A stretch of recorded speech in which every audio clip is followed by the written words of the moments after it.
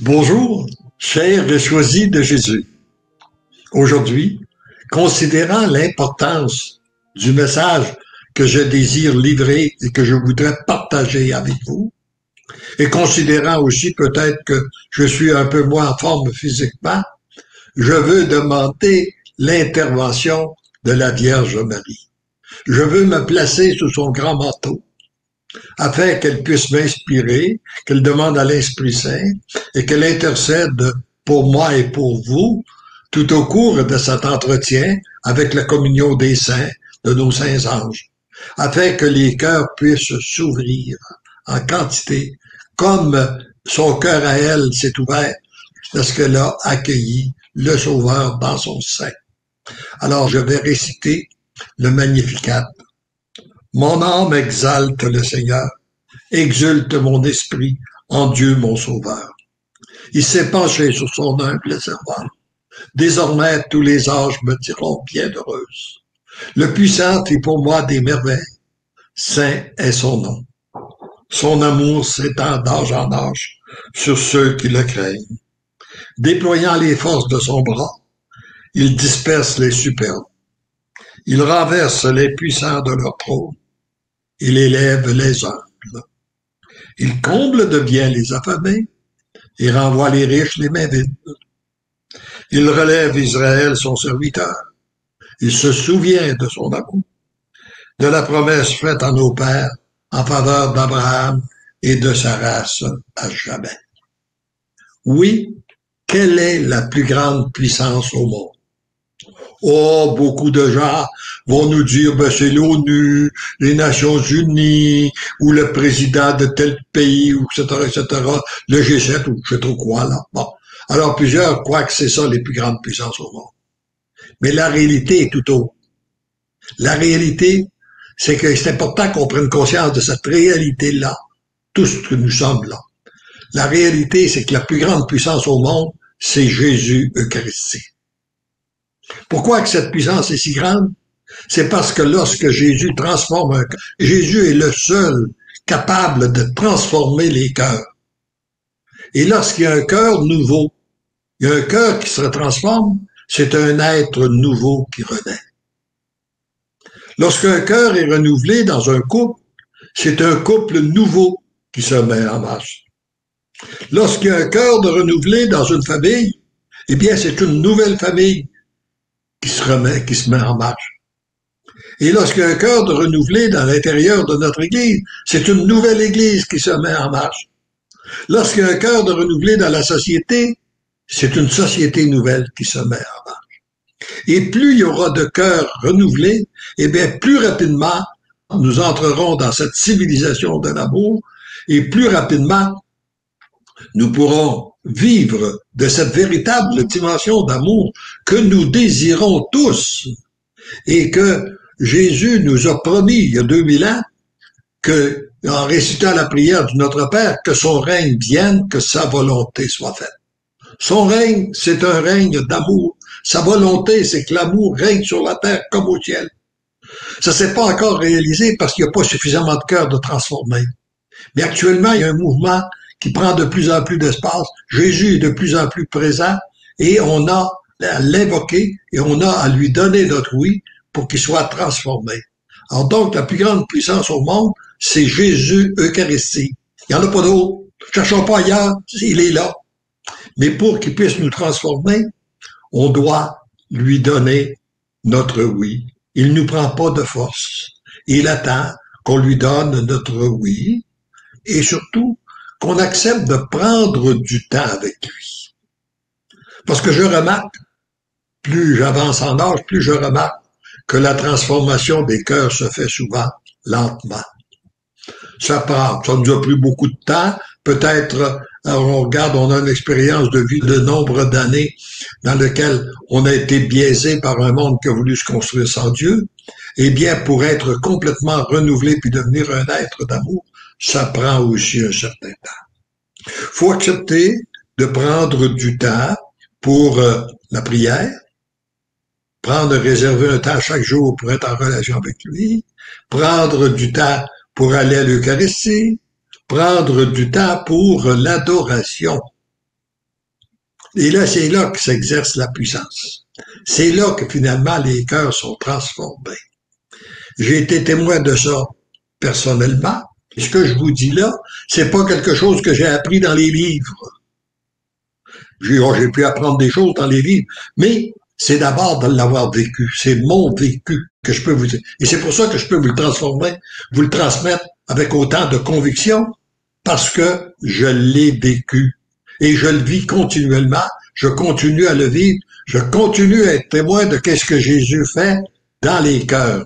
Et ça me rappelle une expérience que j'aimerais vous raconter. Et puis, il est important, pour qu'on ait Jésus Eucharistie, on a besoin de notre Église, puis on a besoin de nos prêtres. Donc, on doit aimer nos prêtres, prier pour eux, les accompagner. Et lorsqu'on prie pour un prêtre, comme il est dit dans les volumes, tu pries pour une multitude de personnes. Parce qu'un prêtre n'est jamais seul dans son salut. Il n'est pas seul non plus dans sa perte. Parce qu'il y a toujours un influent, il y a une quantité de personnes qui vont être rejointes par ce que sont nos prêtres. Moi, j'ai eu l'avantage d'avoir des très bons prêtres, j'en ai encore qui m'accompagnent. Et ce sont eux qui m'ont guidé, qui m'ont inspiré, ça m'ont permis d'être confirmé, etc., etc. Puis il en a mis sur ma route tout au cours de la mission, les 30 voyages de mission que j'ai eu en Europe, il y a toujours eu un prêtre, au moins un prêtre pour m'accompagner, parfois plus. Et je considère que tous étaient des très bons prêtres. Mais j'ai une expérience particulière que j'ai vécue avec un prêtre en France que je veux vous partager. Un jour, je suis dans un endroit où nous sommes accueillis dans une maison privée et on avait eu l'Eucharistie à la maison privée. C'est un jeune prêtre, à peu près au début de la quarantaine, qui célèbre l'Eucharistie. Et après l'Eucharistie, il me dit, est-ce qu'on pourrait se voir privément? J'ai dit, ben oui, ça fait plaisir. Alors, nous passons dans un petit salon à côté et il me dit, lorsque nous sommes tous les deux, il me dit, est-ce que vous avez quelque chose dans le cœur, vous, qu'un prêtre pourrait faire pour revitaliser sa paroisse? Oh, j'ai dit oui, mon père. Puis ça fait très longtemps que je porte ça dans mon cœur. Si vous saviez comme je vais être heureux de pouvoir vous le dire. Je suis pas sûr que vous allez être heureux de l'entendre. Et tu sais quoi? Ben, j'ai dit, je rêve d'entendre un curé de paroisse qui dit à ses paroissiens, de telle heure à telle heure, ne me cherchez pas, à chaque jour, je suis en adoration. J'ai mon heure d'adoration. Si vous voulez venir, vous venez. La sacristie ou la chapelle va être ouverte. Mais si vous voulez pas venir, vous venez pas. Ça pas de... Mais moi, j'ai besoin de ça pour le ministère que le Seigneur veut me donner auprès de vous. Or, 2 ans plus tard, je suis à Saint-Laurent-sur-Seine, sur le tombeau de Louis-Marie Grignon de Montfort. Et j'ai à me déplacer pour aller prendre le repas. Il y avait du monde, il y avait 600 personnes, il y avait des gens qui attendaient. Tout à coup, je vois à travers ça un prêtre qui me fait signe. Alors, je m'approche, puis je reconnais que c'est le prêtre à qui j'avais dit il y a 2 ans passés. Alors, il me voit, puis il me donne la collade. Bon, ben, je lui dis, bonne nouvelle, il m'en veut pas trop. Alors, j'ai dit, qu'est-ce qui est arrivé, mon père, avec l'adoration? Il me répond, 2 heures. 2 heures par jour. Avant que j'adore, j'étais curé d'une paroisse, j'étais exténué, vidé, épuisé. Pourquoi j'étais vidé? Parce que je voulais être le bon Dieu dans ma paroisse.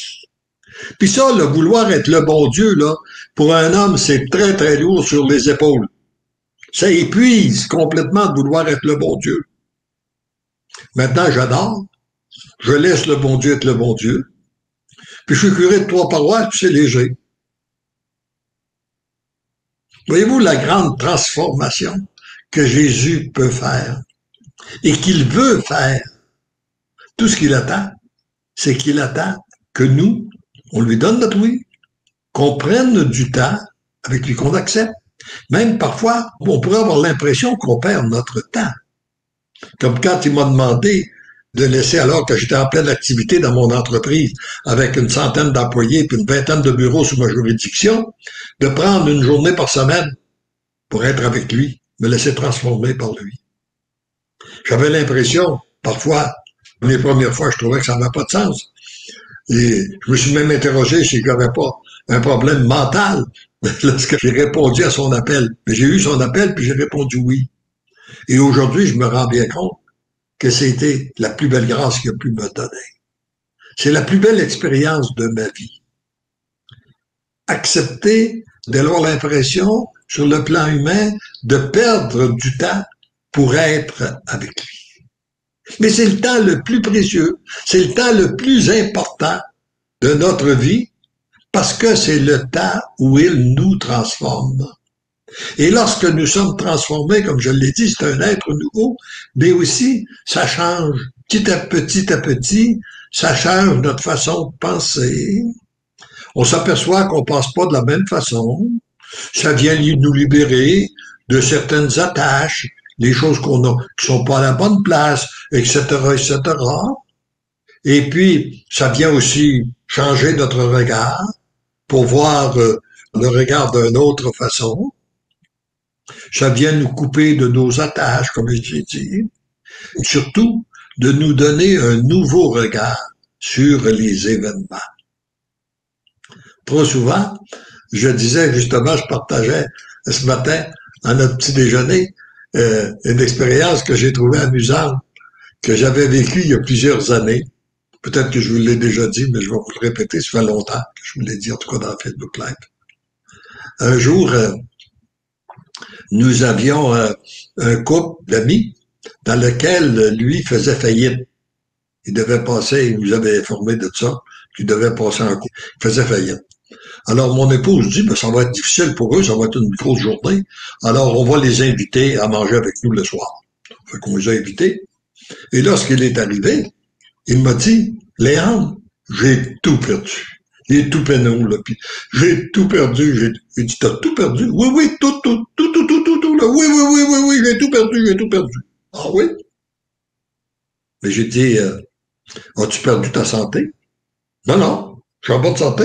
Bon, au moins, il te reste la santé. J'ai dit, toi, t'as gagné ta vie comme enseignant? Oui, grâce à ton savoir. As-tu perdu ton savoir? Non, non, je l'ai encore. Ah ben non. Bon, ben, t'as ta santé, t'as ton savoir. As-tu perdu ton emploi? Non, non, je l'ai encore, je peux encore continuer à enseigner. Ah bon? Alors, t'as ta santé, t'as ton savoir, t'as ton emploi. As-tu perdu ton épouse? Ben non, elle est là. Ah bon, ben, t'as ton épouse, t'as ça, bon. As-tu perdu tes enfants? Non, ils sont là. Il dit non, il dit, je les ai, ben oui. Alors, mais j'ai dit, finalement, qu'est-ce que tu as perdu au jeu? J'ai dit, ben, j'ai peut-être pas perdu tant de choses que ça, là, finalement. J'ai dit, qu'est-ce que tu as perdu au juste? Ben, j'ai perdu mes dettes. J'ai dit, pourquoi tu pleures?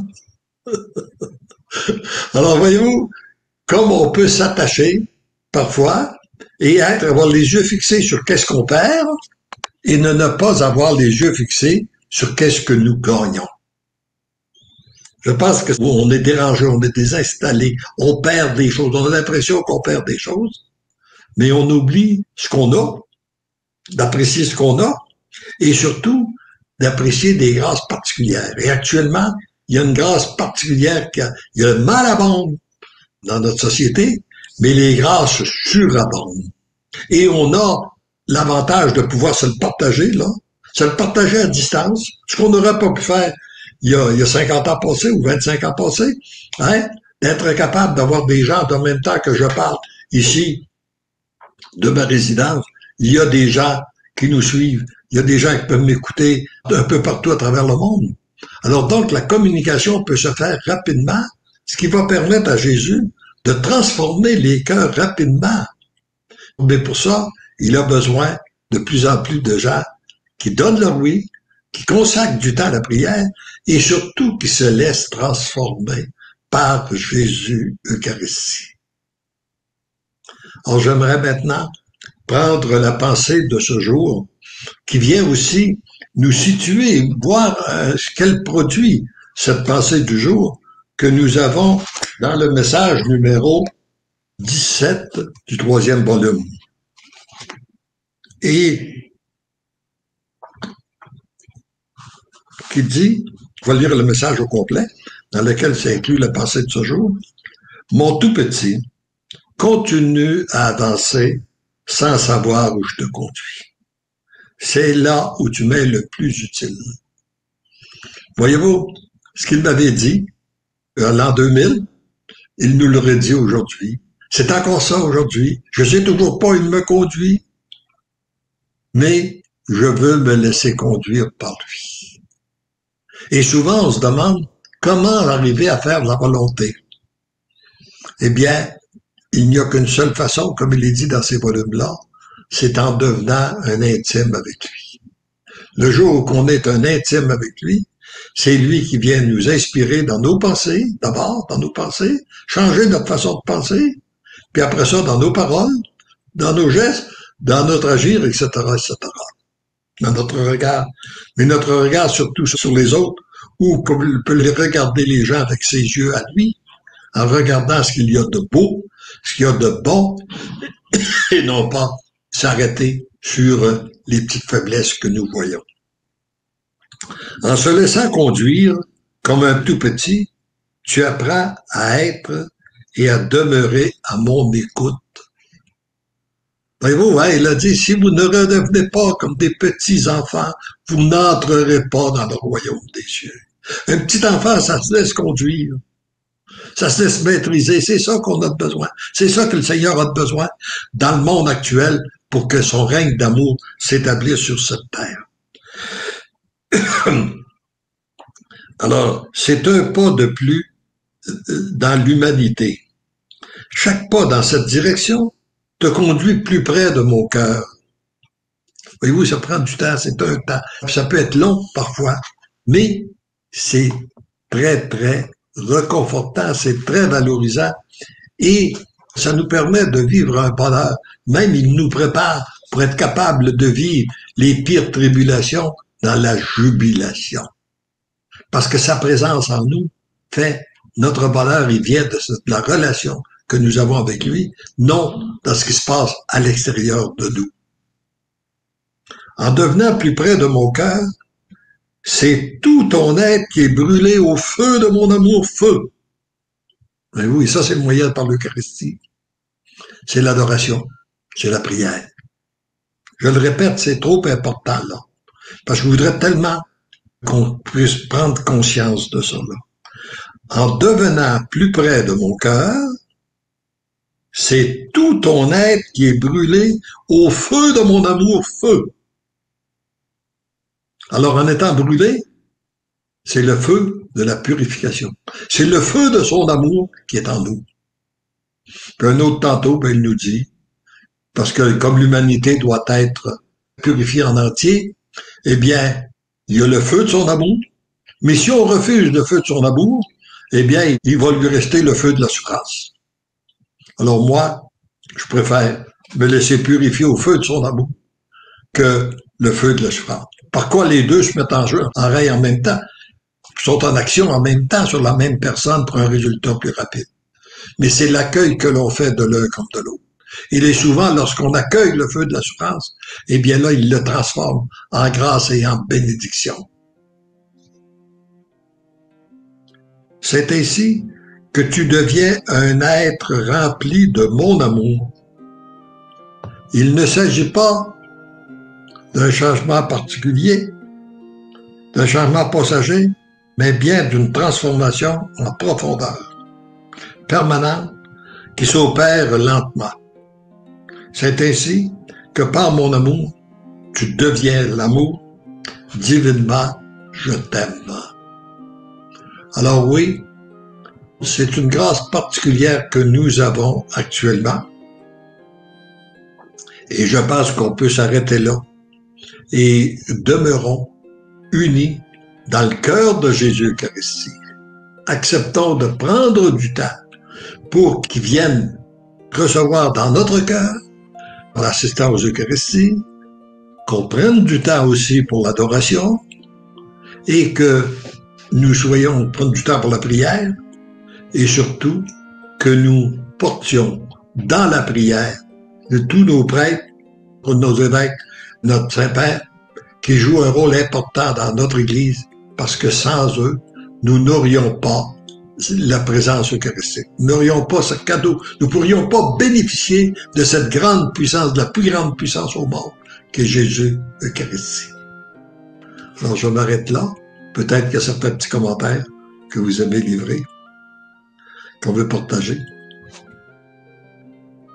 As-tu des commentaires, Nathalie? D'accord. La seule option qu'on a dans cette nouvelle plateforme-là, c'est qu'il faut que je sois à l'écran pour que vous m'entendiez. Ah bon, OK. Ben, je trouve ça agréable. Oui, bon, ben, d'accord.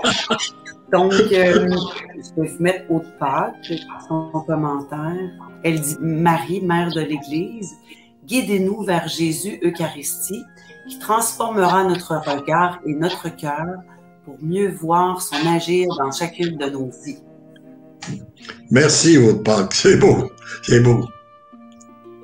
Il y a Marie aussi qui dit, Seigneur Jésus, guide-nous où tu voudras, sois notre boussole, conduis-nous selon ton désir. Merci. C'est beau, c'est juste. Et peut-être un dernier avant le chant. Christine qui dit, Jésus, vos choisis vous aiment follement. Notre Seigneur, notre Dieu, notre Roi. Le reste, ça nous rappelle qu'on va fêter la fête du Christ. Ben oui, ben oui, ben oui. Alors, c'est très important qu'on prépare nos cœurs pour ça. Alors, avant d'écouter, on va écouter le chant. Et avant de l'écouter, on va se dire, rappelons-nous, parce que l'amour même, je deviens l'amour. Et on dit aux gens, on le dit dans le cœur, ou dans notre cœur pour les gens qui sont autour de nous, là, parce que l'amour t'aime, tu deviens l'amour. Et tous ensemble, nous disons, parce que l'amour nous aime, nous devenons l'amour.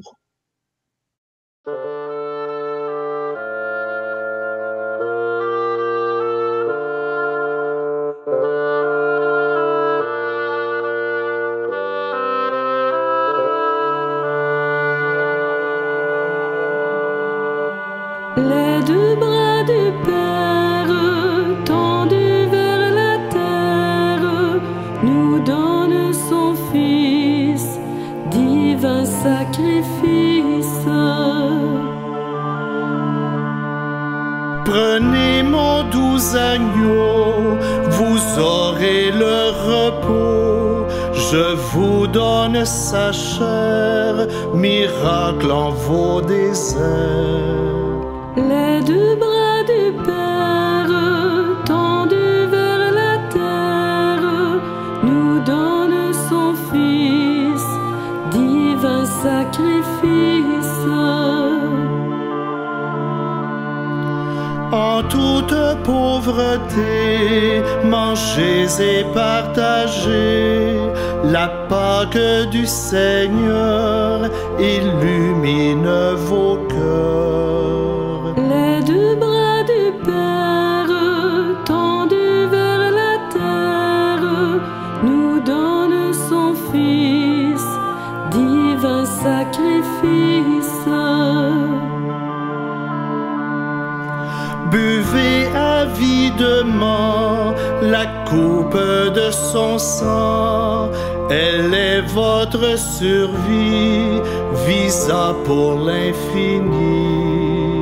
Les deux bras du Père tendus vers la terre nous donnent son Fils, divin sacrifice.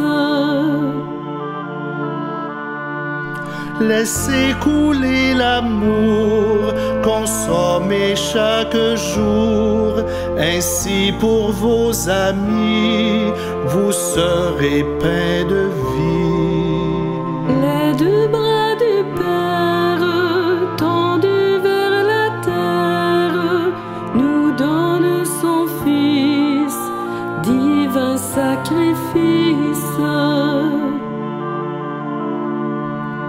Je vous donne la vie en mon Jésus hostie, adorable Sauveur qui vous livre livre mon cœur. Les deux bras du Père tendus vers la terre nous donnent son Fils, divin sacrifice.